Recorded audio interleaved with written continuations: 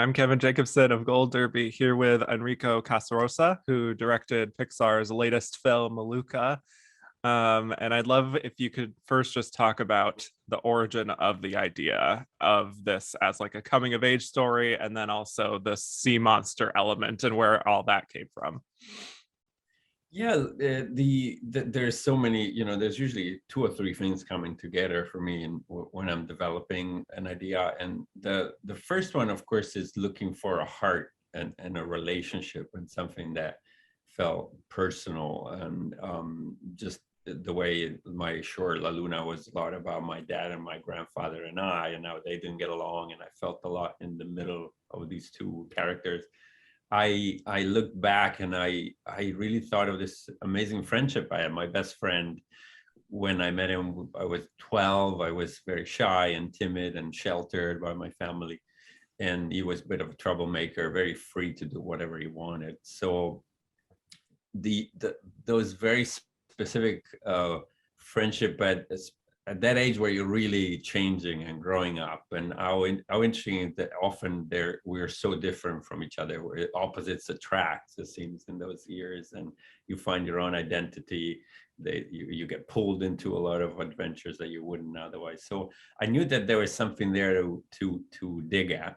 And I had the luck of growing up in Genova, on this beautiful Riviera, and we spent, with my best friend Alberto, that's his real name, many summers on the coast. And so the little towns and the charm of the little towns on the coast, I knew there was something special there that would be a great setting. And so that slowly came together with this idea: what if there's a whole other magical side to these towns? My first thought was, like, even as a kid, when you look around at adults, you always wonder if there's some more than meets the eye. So when I would see it all fishermen by the water, I would be like, well, what happens when I leave? Is there a whole other world? And so I started thinking of sea monsters as the other magical side of this world, and the possibility that they could be changelings, that they could, kind of change from humans to sea monsters.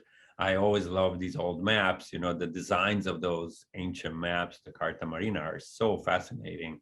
So I started thinking of the possibility of that, and when you put it together with the coming of age, it made it really interesting that there was something about the shame we feel when we're growing up. Every day we change, every day we feel, like monsters. I mean, there's transformations in us in some way. And so some people felt with me that, like, oh yeah, I had that feeling when I was going through puberty, that I had some shame or something to hide. Yeah, everyone feels different in some way. Yeah, right. And also, this is a film that, watching it, especially as a movie lover myself, I think you can tell it is made by a true movie lover. There is this laid back atmosphere here that is very reminiscent of Hayao Miyazaki. There's some Federico Fellini, of course. We even see a poster of La Strada at one point, which I love that little detail. I think there's another one for 20,000 Leagues Under the Sea. I'm curious what resonates with you about those directors and those films, and why you wanted to incorporate some of those influences into the story. Yeah, there's been, for Miyazaki, I grew up with a lot of Japanese cartoons. For some reason in Italy, we had all the Japanese 80s cartoons on TV. So without knowing, because I love to draw, and I was artistic or inclined, but without knowing, when I started being really interested in animation, which was in my 20s, I realized there were some of those old cartoons that were like special, that I really loved, and Miyazaki was part of it very often. So that is a love that's been with me for a long time, and there's something about what Miyazaki does that resonates so strongly with me. There's this amazing sense of childhood wonder, and that was something that I always love to also put in my stories. And I've been studying and loving his movies for so long. I think that are kind of in my DNA. And there's also the imperfection and the stylization of it that interested us in those, because you can feel the drawings, you can feel the hand of the artist. So that's something we try to bring to the 3D.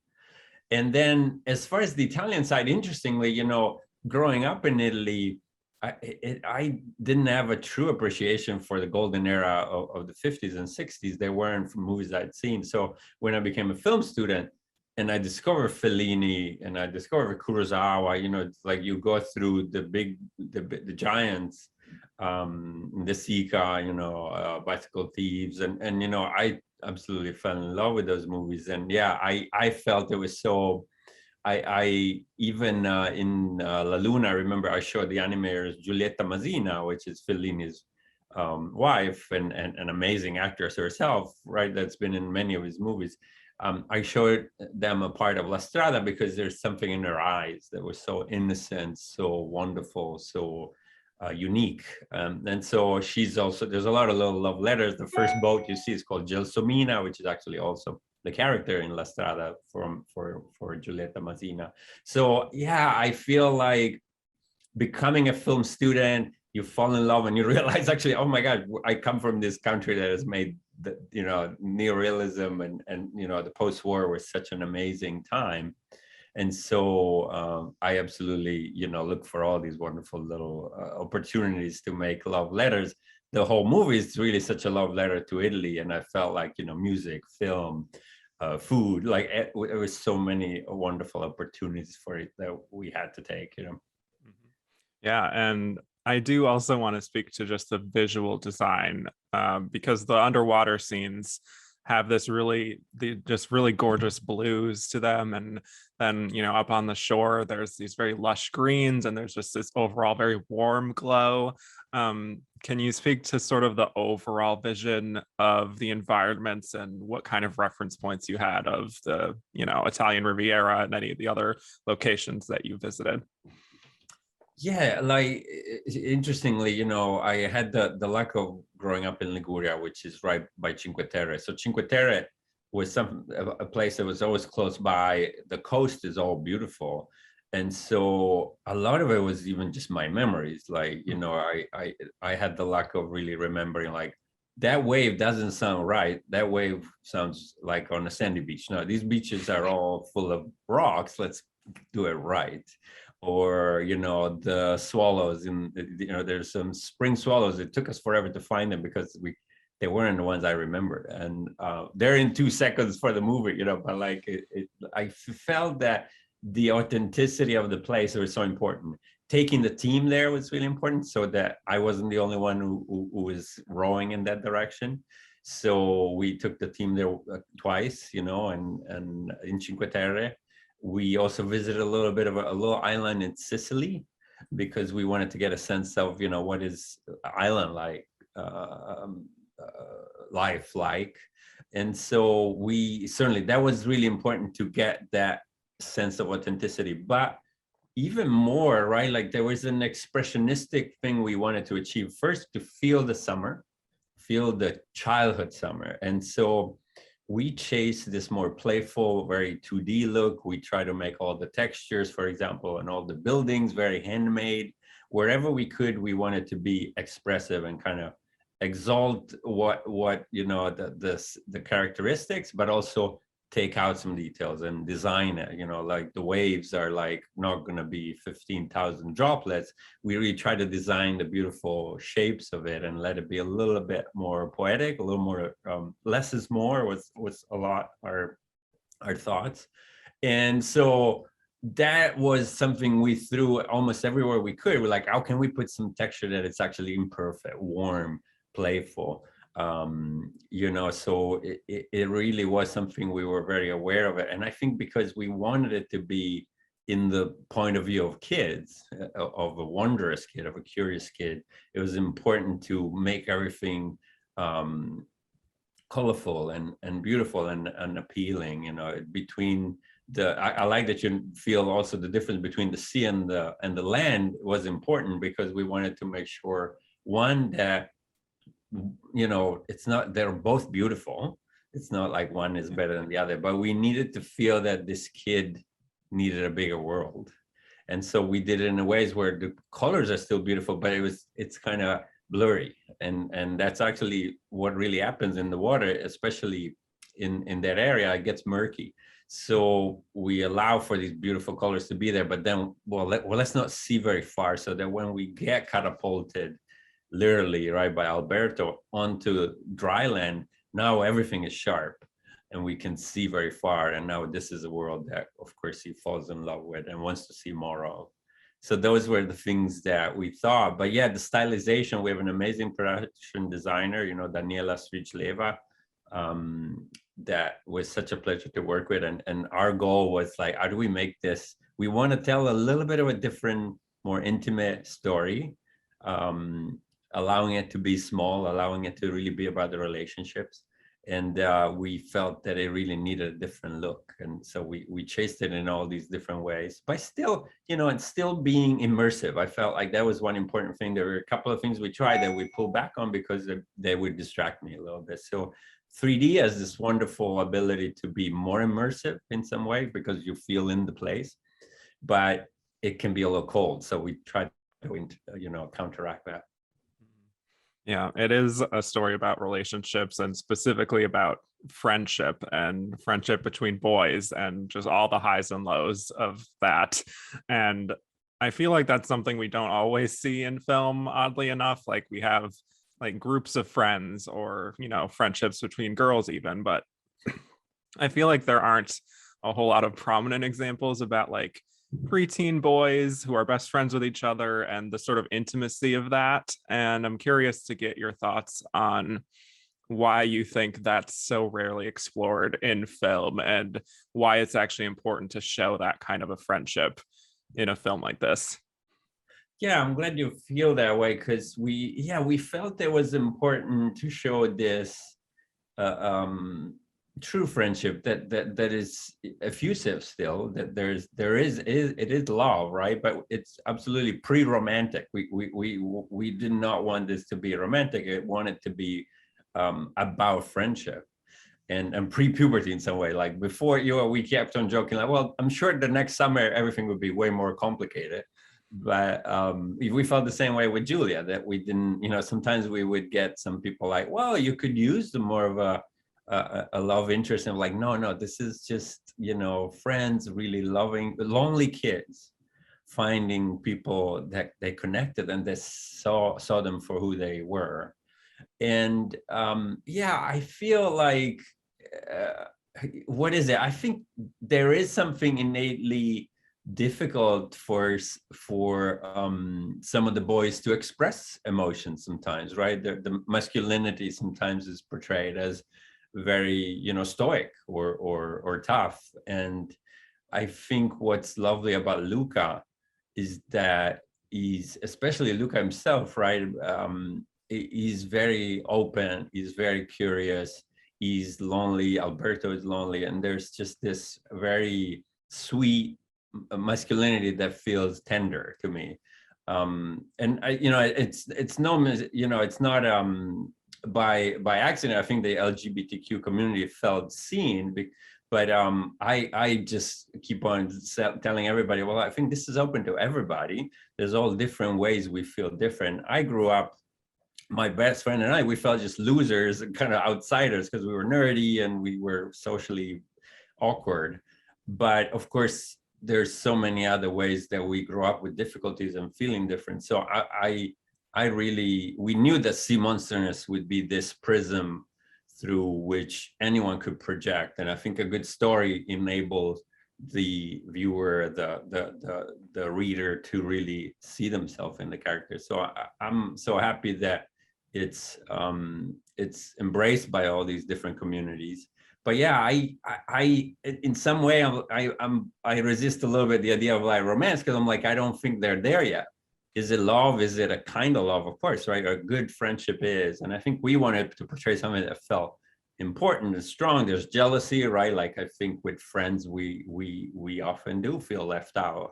Alberto does, and so yeah, I think I'm glad you felt that way. I think we really wanted to show the nuances and not have them too pent in or too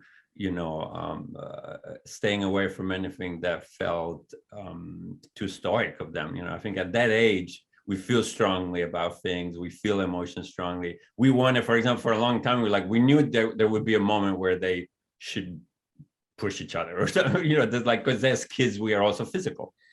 And that was an important, their fight was we knew was an important piece of the story, for example. Yeah. And this is, we should mention, your first time directing a feature film, even though you've been working at Pixar for a while now. And you also had to do this in the midst of a global pandemic. So there was, crew members at their different houses. So it wasn't like all in the same campus. I guess I'm wondering if there's examples of things that you wish you knew in the beginning of that directing process that you sort of had to learn as you went along, sort of like tips and tricks that you think maybe you'll be able to implement in your next film, for example. That's a good question. Yeah, as far as a little bit the curveball we got with the pandemic, there are interesting little silver linings to the difficulties we went through. There was a lot of cons, but there's some pros to the process. One of them, when I think about things that kind of strangely fitted my character, is that a lot of the there would be a lot of reviews that would be sent to me because we couldn't see each other immediately, or we couldn't get through everything the whole day. I mean, we were on Zoom from 8 o'clock to 7 o'clock some days, which is, now I think about it, I haven't a few months away, you're like, I don't know how I did it, but what would happen is that you still couldn't get through everything, and you would be sent a few things, look at these shots or look at these things. And strangely, I realized, being a bit of an introvert, it's actually probably not surprising, that it benefited me to have a moment to take things in. So in the evening, I would look at a certain amount of work, and I could form a much better opinion on them. So that was one learning that I realized, if I was looking at this with 50 people around me telling me, what do you think? I actually benefited from having a moment to really think it through. Sometimes you would even do, well, what if it was different? And I would do a little test myself, editing it a little different. So I feel sometimes it speaks to a little bit of distance, or allowing for a little space in the reviewing process. So that's very specific, but I remember feeling that okay, it certainly makes my evenings a bit long, but I think the next day I really was a much more effective, at least I was able to give effective notes and kind of get at what was not working or what needed fixing. So that was one strange, I think it speaks a little bit to being an introvert, because sometimes you feel like, to be completely honest, the whole silencio Bruno, the whole imposter syndrome, it's also something as creatives, we joked around about it, but we feel it, we felt it, as a new director, you're under that kind of scrutiny to a certain degree. And so you have plenty of imposter voices and Brunos in your head. So we joked that out. That was very meta for us. But yeah, I think that was one lesson. The other lesson was just silencing the Bruno and trusting and looking for, what gave me the ability, I think, to direct effectively is finding these moments in the movie that you can we always say, you plant your flag there. It's this is not for discussion anymore. And because we're in a place where we have amazing directors that give you amazing notes, and that's what makes Pixar so good. There's a lot of working, reworking, so that the story gets better and better. And as a director, you have to really find a way to, yes, no, that would take it another direction. So being accepting this amazing, good feedback that makes the movie better, but really starts parsing out which ones wouldn't, because there's a lot that, of course, would make it into a different movie. So that was another lesson, just finding these important moments that tell you. For us, was the ending. For example, when we found the ending, we didn't have it right away. When we wrote the ending, we boarded it. We felt that emotion, and we knew that okay, I'll take all your notes, but no, that note would not make this ending, right? That's not the movie I want to make. And personal feelings, you know, and I knew also that I experienced that ending many times. I had to get on that train. It usually was a plane, but that gave me the strength to also really kind of say, this is an interesting feeling. It's a mixed emotion that is worth really trying to capture. Yeah, and I think you absolutely did. And for those of you watching, like and subscribe for more interviews, and head to goldderby.com to make your Oscar predictions. Thank you, Enrico, for talking with me today. It was a pleasure.